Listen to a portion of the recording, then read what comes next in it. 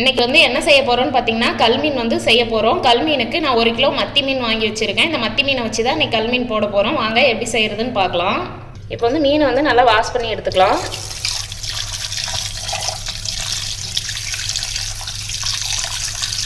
மீன் வந்து இந்த மாதிரி உள்ளெல்லாம் நல்லா தேய்ச்சி நல்லா கழுவி எடுத்துக்கோங்க.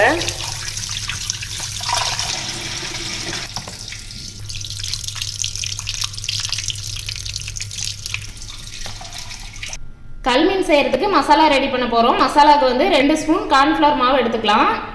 1 ஸ்பூன் மிளகாய் தூள் சேர்த்துக்கலாம். 1/2 ஸ்பூன் கறி மசாலா, 3 ஸ்பூன் அளவுக்கு சில்லி பவுடர், தேவையான அளவு உப்பு சேர்த்துக்கலாம். 1/2 எலுமிச்சம்பழம் புளிஞ்சு விட்டுக்கலாம். ஒரு 2 ஸ்பூன் அளவுக்கு இஞ்சி பூண்டு பேஸ்ட்டு சேர்த்துக்கலாம். எல்லாம் சேர்த்துட்டு நல்லா மிக்ஸ் பண்ணி விட்டுக்கலாம். இப்போ நம்ம வாஷ் பண்ணி வச்சுருக்க மீனை எடுத்து நம்ம மசாலாவோட கலந்து எடுத்துக்கலாம்.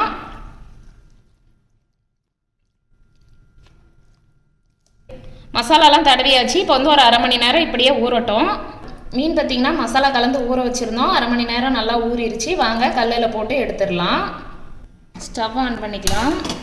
இப்போ தோசை கல் வந்து நல்லா சூடான உடனே நம்ம வந்து கொஞ்சமாக ஆயில் சேர்த்துக்கலாம்.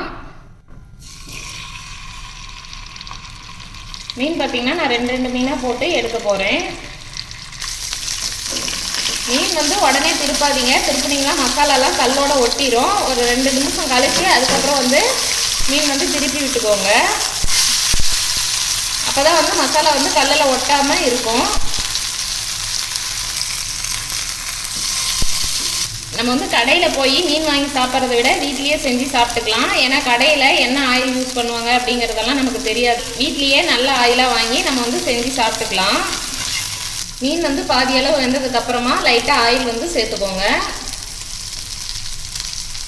மீன் வந்து இந்த மாதிரி நல்லா 2 சைடும் திருப்பி போட்டு நல்லா வேக வச்சுக்கோங்க. மீன் வந்து இப்போ நல்லா வெந்துருச்சு, எடுத்துடலாம். மீன் வந்து பாருங்கள் நல்லா வெந்துருச்சு, எடுத்துடலாம்.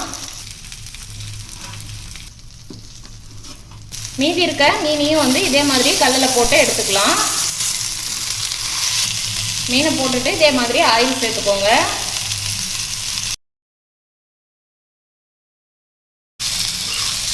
பாருங்கள் இந்த மீனும் நல்லா வெந்துருச்சு, எடுத்துடலாம்.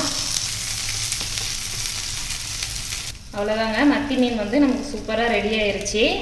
மீன் வந்து தோசைக்கல் மேலே போட்டு எடுத்துட்டு இதுக்கு மேலே லைட்டாக நம்ம வந்து பெப்பர் பொடி தூவிக்கலாம். மத்தி மீன் வந்து அருமையாக ரெடி ஆயிடுச்சு. நீங்களும் வந்து வீட்டில் இதே மாதிரி செஞ்சு சாப்பிட்டு பாருங்கள்.